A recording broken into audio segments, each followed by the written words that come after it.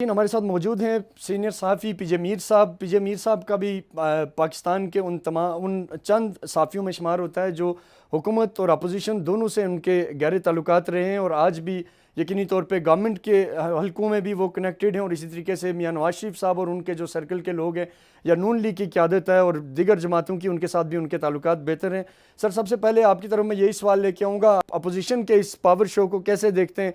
क्या ये आने वाले दिनों में मुल्की सियासत पे कोई असर डालेगा या हुकूमती हलकों में पावर शो को लेके कोई खास परेशानी नहीं है? क्या कहेंगे आप? देखिए डॉक्टर साहब, सबसे पहले तो ये है कि इस तरह के जलसे आपने पहले बहुत देखे हैं।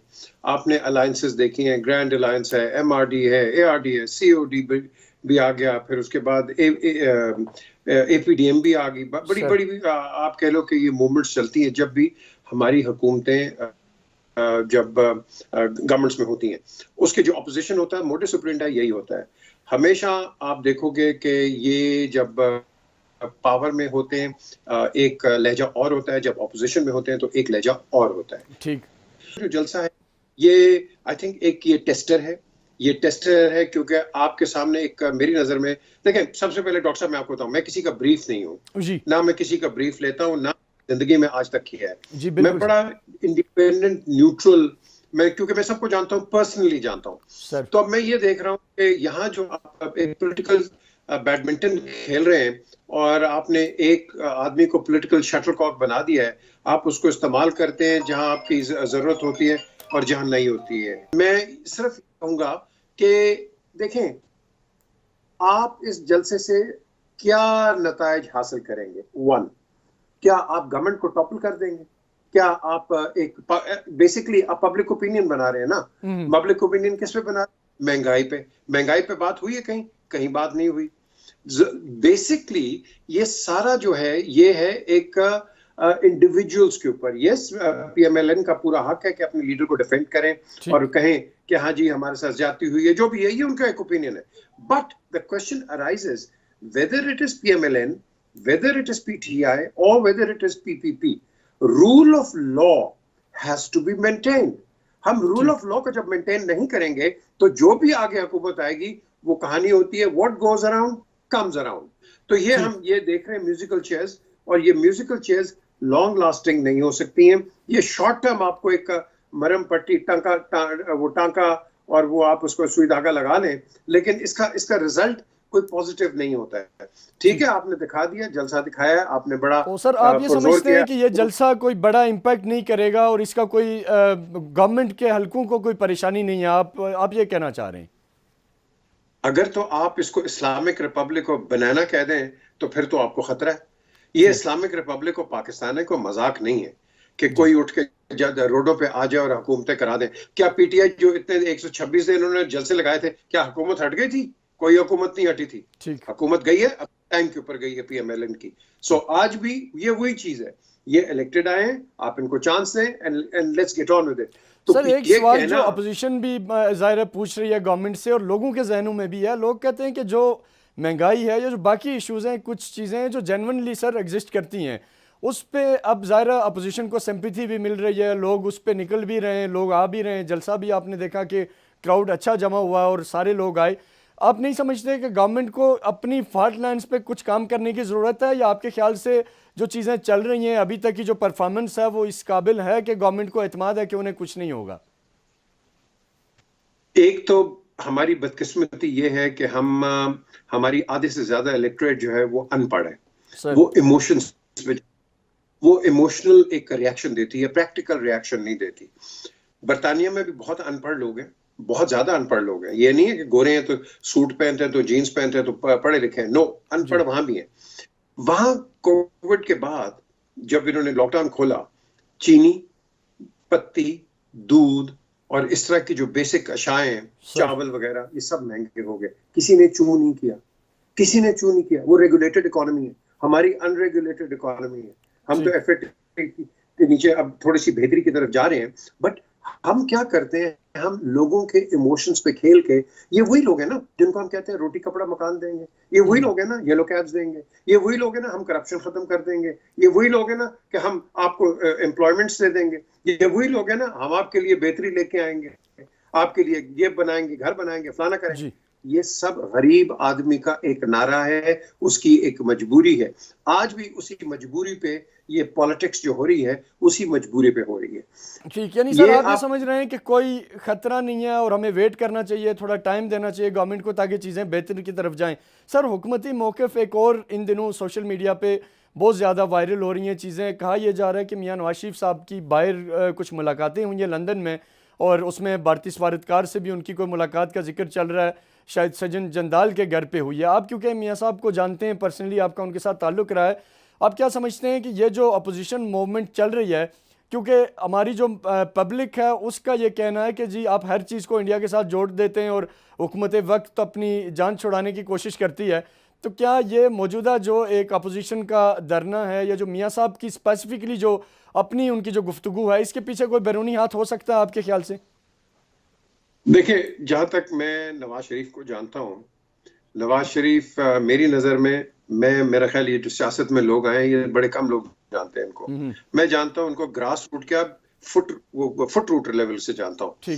ये एक वतन आदमी है, ये पाकिस्तान को बेचने वाला नहीं है, लेकिन इनकी जो स्टेटमेंट्स आई हैं आर्मी के खिलाफ, I don't agree with it at all, it is unacceptable. लेकिन साथ साथ आपने उनको रंग कर दिया कि जी वो इंडिया, वो यार इंडिया का आपका इंटरनली दुश्मन से दुश्मन भी आदमी होगा ना, वो कभी पाकिस्तान के खिलाफ बात नहीं करेगा। अगर वो करेगा तो फिर मेरी नजर में वो गद्दार है, और गद्दार उसी को कहते हैं जो दुश्मन के साथ मिल के पाकिस्तान को डिस्टेबलाइज करे। तो ये जो स्टेटमेंट दी है, ये स्टेटमेंट बड़ी खराब स्टेटमेंट है, ये नहीं देनी चाहिए उनको। दे दी है, बहरहाल क्यों दी है, इमोशन में आके दी है, लेकिन ये प्रैक्टिकल स्टेटमेंट नहीं है। वो कल भी आएंगे, कल भी इसी चीज का सामना फेस करना पड़ेगा। अगर नहीं आते हैं तो फिर आपके सामने ये डेवलपिंग स्टोरी है, और कब तक जाती है, क्या ये 15 साल खुमैनी की तरह जाएगी, या पिनोशे की तरह जाएगी, या एवा पेरॉन की तरह जाएगी, किस तरह जाएगी? So we'll have to wait for that. लेकिन यहाँ जो कहना कि जी कोई एक्सटर्नल फोर्सेस जरूर वो कोशिश करते हैं, वो मिलेंगे, क्योंकि उनको पता है कि ये एक इनके अंदर एक डिसिडेंसी है अगेंस्ट द स्टेट, तो वो जरूर कैपिटलाइज करने की कोशिश करेंगे कि जी हाँ इनका मूड इस तरह बनाए या उनका माइंड इस तरह बनाए। लेकिन नवाज शरीफ मेरी नजर में ये कभी पाकिस्तान के खिलाफ गद्दारी नहीं कर सकता। उसने कई दफा कहा है कि मैं ये कह दूंगा, वो ये इमोशंस हैं, ये इमोशनल हैं, मेरे पास बड़ी चीजें हैं। बताया आज तक नवाज शरीफ ने कुछ भी? मुझे बता दो, एक चीज नहीं बताई। He knows everything, he knows a lot, लेकिन he will never divulge your secrets because that tantamounts to unforgivable actual treason।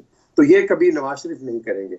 एक अब सियासत है, हम सियासत में डॉक्टर साहब हर एक्सट्रीम्स पे पहुंच गए हैं। हम हर एक को, आप शहबाज को देख लो, वो कहता है मैं इसका पेट फाड़ दूंगा, मैं अंदर से ये निकाल दूंगा, वो कर दूंगा। अली बाबा 40 चोर, फिर जाके उन्हीं के साथ आज बैठ के आप एक रैली में भी आ गए हैं आपकी पार्टी। द क्वेश्चन इज, हमें उस एक्सट्रीम पे नहीं जाना चाहिए। हमारी जबान बहुत इसको लगाम लग गया है, उसको ये इतनी खुल गई है कि आपके पास रिट्रैक्ट करने के लिए कोई जगह नहीं बची। तो मैं समझता हूँ जब आप सियासत कर रहे हो, खुदा के लिए स्टेट को मद्देनजर रखो। State is number one, you बिल्कुल ऐसा ही है सर, जाहिर है पाकिस्तान है तो बाकी सारी चीज़ें। सर एक बड़ा ज़रूरी सवाल आपसे पूछना चाहूँगा कि अपोजिशन गवर्नमेंट, जैसे आपने भी फरमाया कि कोई परेशान नहीं है इस सारे जो हो रहा है, हमने देखा कि अपोजिशन के जलसे को रोकने के लिए कंटेनर्स लगाए गए, गुजरांवाला में तमाम जो एंट्री पॉइंट्स हैं वहाँ कंटेनर लगे हुए हैं, और ये ज़ाहिर है इस चीज़ का बज़ाहिर इशारा है कि गवर्नमेंट रोकना चाहती है अपोजिशन को। तो आप ये इस पर रोशनी डालिए कि अगर गवर्नमेंट इतनी कॉन्फिडेंट है और अगर उसे पता है कि लोग इनको रिजेक्ट कर देंगे, तो फिर जलसे को जैसे पहले गवर्नमेंट कहती रही कि जी हम इनको कंटेनर भी देंगे, इनको बंदे भी देंगे, तो आज इन्हें रोका क्यों जा रहा है? इस पे मैं थोड़ी सी आपकी वजाहत चाहूँगा सर। Interesting question.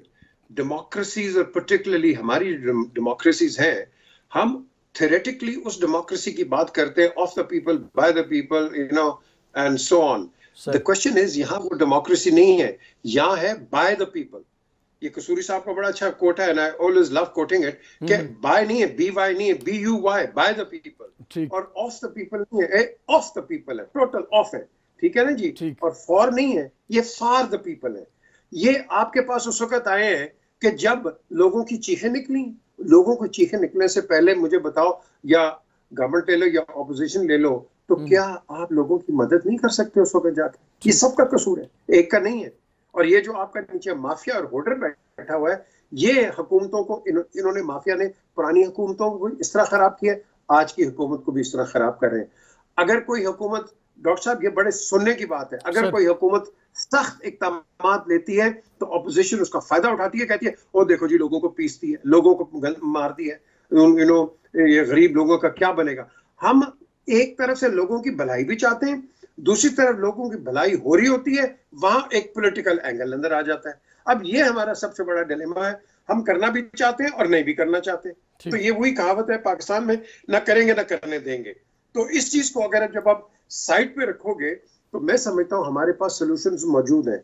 ये सब पाकिस्तान के हामी हैं, ये सब पाकिस्तान के दोस्त हैं, कोई ऑपोजिशन गवर्नमेंट दुश्मन नहीं है। हम सब ये जितने भी लोग हैं ये लोगों के इलेक्टेड रिप्रेजेंटेटिव्स हैं, लेकिन इन रेप्स को चाहिए कि अपनी पोजीशन को ईमानदारी के साथ इस्तेमाल करें। आज मुझे तो खुशी आज इतनी होती डॉक्टर साहब कि आज ये जो पार्टी से ये बात करती कि रावलपिंडी में लई नाला है, सारा गंदा पानी पिंडी का होके साबाद का होके वो आगे जाता है, स्वां में मिल जाता है, clean dirty water into clean water. Lahore में आप देख लो, रोही से अमृतसर के पास, वहां से रोही से निकल के गंदा पानी आता है, यहाँ से होडियारा ड्रेन से निकल के रावी में चला जाता है, पूरा रावी आपका सूएज हो गया हुआ है। आप कराची देख लो, लियारी गंदा पानी, पूरे कराची का गंदा पानी अनट्रीटेड समुद्र में जा रहा है। वहां आप कह रहे हैं कि क्या हमारे पास तो बीचेस हैं, बीच के ऊपर कोई जा नहीं सकता। आई विश जल्द से इस पे होते, आई विश इस पे बात होती, इस पे तो कोई बात ही नहीं कर रहा, इस पे कोई बात ही नहीं कर रहा। बात करते हैं ड्रिंकिंग वाटर, और भाई you are circulating contaminated water. आप फरमा रहे हैं कि बात इस पे होनी चाहिए कि पब्लिक के इश्यूज क्या हैं, कैसे लोगों को वेलफेयर दी जाए, लेकिन बहरहाल अपोजिशन का जो मिजाज है वो इस वक्त क्योंकि हुकूमत मुखालिफ है, उनका एजेंडा ये है कि गवर्नमेंट को घर भेजा जाए, जिस पे वो अगट्ठे हुए हैं।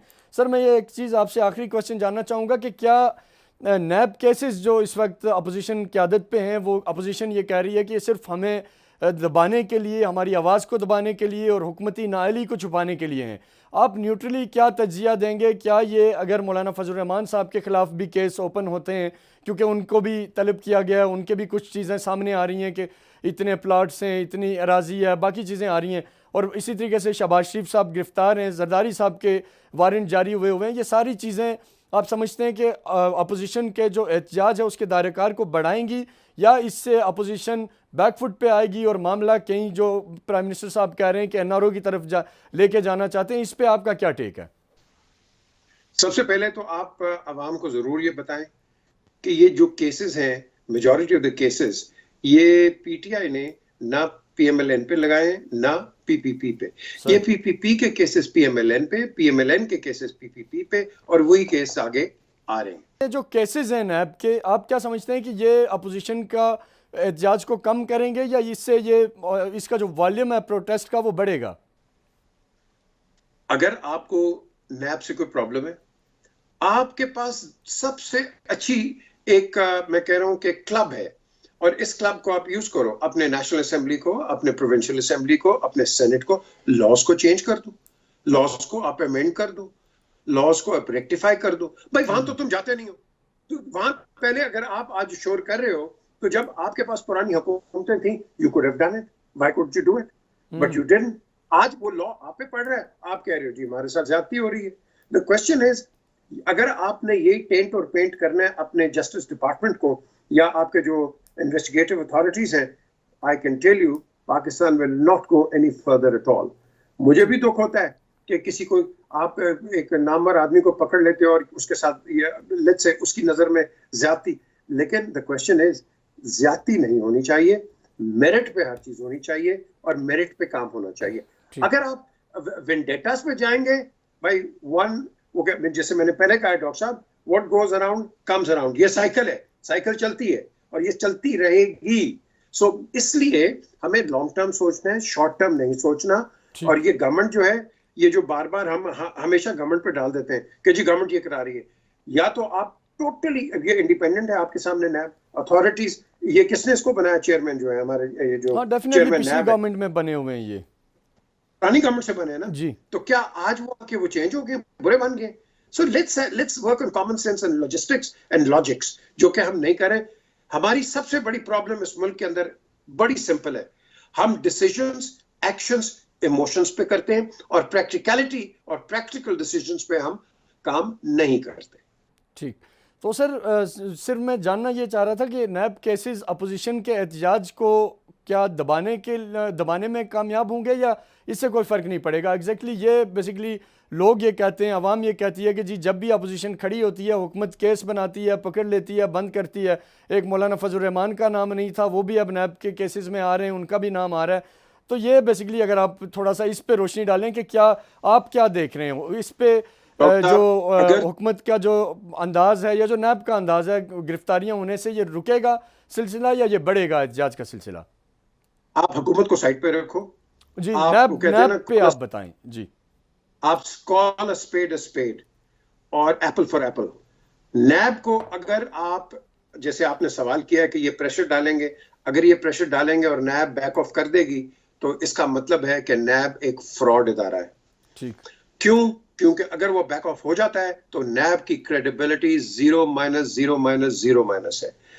नैब खड़ा रहेगा वहीं जहां उसने अपने डिसीजंस लिए हैं या जो उसकी इन्वेस्टिगेशंस हैं या ऑनगोइंग इन्वेस्टिगेशंस हैं। तो उस लिहाज से तो मैं समझता हूं कि अगर तो नैब बैक ऑफ करेगा, लेट मी टेल यू, फिर आप सोचें कि आप अपने मुल्क के जो वर्किंग्स है इसको भी आप पैकअप कर दें। नैब कर रहा है, आपके जजेस, आपके जो कोर्ट्स हैं ये काम कर रहे हैं, आपकी इन्वेस्टिगेटिव अथॉरिटीज काम कर रही हैं। अगर आपने इनको अंडरमाइन कर दिया, इनको गिरा दिया, whether it is the government और द ऑपोजिशन, तो then let me tell you we have a catastrophe and a catastrophic time ahead of us. इसको आप इनको छोड़ दो।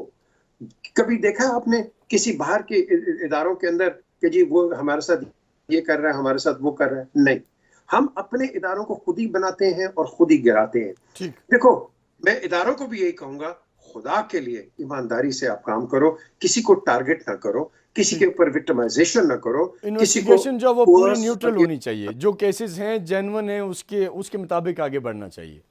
बिल्कुल, I totally agree with it. इसके साथ हमें काम करना है। आप काम करोगे, फायदा किसका है? पाकिस्तान का है। तो भाई अगर लेट्स किसी को आप एक्यूज करते हो कि भाई वो पैसे खा गया, ये कर गया, वो कर गया, अगर तो पैसे वापस आते हैं तो किसके पास? किसी गवर्नमेंट की जेब में जाएंगे? Of course not. ये तो आपकी नेशनल किटी में जाएंगे, नेशनल एक्सचेकर के पास जाएगा। एग्जैक्टली सर, ये किसी आदमी यूजुअली तो जाएगा नहीं।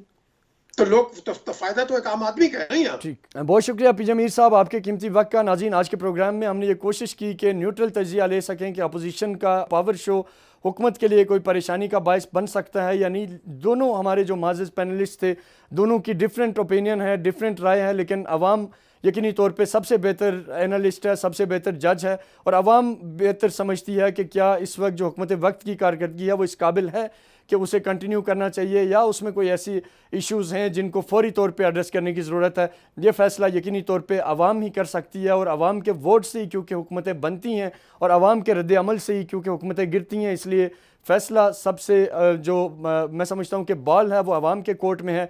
अगर अपोजिशन का ये मोमेंटम बढ़ा तो गवर्नमेंट के लिए ख़तरे की घंटी हो सकता है, लेकिन अगर हुकूमत वक्त ने फ़ैसले दुरुस्त लिए, चीज़ों को ठीक करने की कोशिश की और अपनी जो कारकर्दगी है उसको बेहतर तरीके से लोगों के सामने प्रेजेंट किया तो हालात बदल सकते हैं। अपने होस्ट डॉक्टर इरफान को इजाज़त दीजिए। उम्मीद है आपको हमारा शो पसंद आया होगा। कल फिर मुलाकात होती है, तब तक के लिए अल्लाह हाफिज़। पाकिस्तान पाइंदाबाद।